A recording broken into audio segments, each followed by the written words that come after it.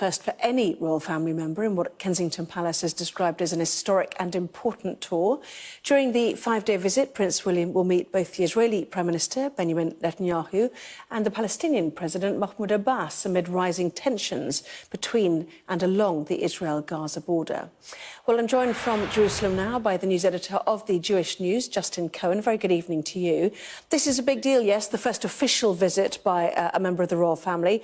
Why is it happening and why now, so recently after those protests in Gaza and, of course, the moving of the US Embassy to Jerusalem?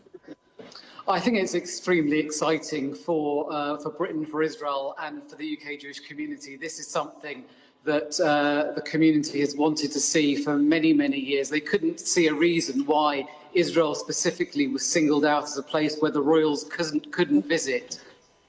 The royals have come, though, haven't they? Prince Charles has been there, and also his father, the Duke of Edinburgh, too. Absolutely, but those visits authorities were always at pains to stress that those visits were in a private capacity. They weren't official, and therefore Israel, as I say, was singled out in a way that no other country is. And it really missed an opportunity for all those years to celebrate the incredible bilateral ties that exist between Britain and Israel.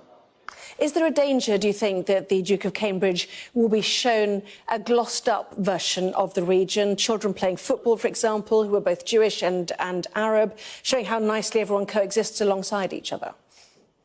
Not at all. I think it's important that he's going to see both Israel and the Palestinian territories. But equally, what he will see is the real Israel, the Israel that isn't a one-dimensional place where everyone's in constant conflict. They'll see the Israel where, as you say, there is coexistence projects. There are many of those taking place every day in this country, but also real life, real people. And this trip will shine a light on those. There are many interesting activities that have yet to be announced that will really show Israel for the dynamic, vibrant society that it is. And unless you only see Israel from the perspective of a one-dimensional country, then there's really no reason for this visit not to take place.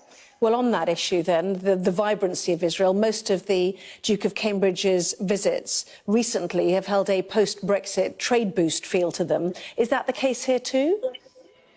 I think certainly the trade links between Britain and Israel are extremely vibrant. We saw record trade between the two countries last year, 9.1 billion in total. And every day there's examples of cooperation, particularly in the high-tech sector, where Britain and Israel are cooperating, for example, on medical research, a new project to look into diseases affecting the elderly. And these are the kind of things, again, which this visit will shine a light on. And yes, I imagine that Britain is keen to push the idea of a trade deal, and hopefully, eventually, that's what we'll see. And how carefully do his aides and organisers have to tread in what is still a heavily contested part of the world? Already some concern of a description of the old city in Jerusalem as part of a visit to the occupied Palestinian territories. Are there great sensitivities in a trip like this? Of course, and you know, this is a region where you only have to step in onto the land to sometimes be accused of wading into the decades-old conflict. But again, a lot of people have put a lot of time into making this visit happen. You ask why now, why after recent clashes on the border. The truth is this visit has been happening, has been in the planning stages for many, many years. You know, there have been hopes that this will take place, and now it's finally happening. And as I say, it's a good thing, I think, for Britain as much as it is for Israel. So what do you hope this visit will bring then? Well, I hope it will further yet again those trade links. I hope also that the Duke and through him the British public will see more of the Israel that isn't this one-dimensional place where people are in constant conflict. They'll see the real Israel. Some people might say that that's somehow royal washing. But the truth is, as I say, that is what happens on a day-to-day basis in this country. And unfortunately, not many people know that. Very good to have you on. Justin Cohen, thank you very much indeed. Thank you.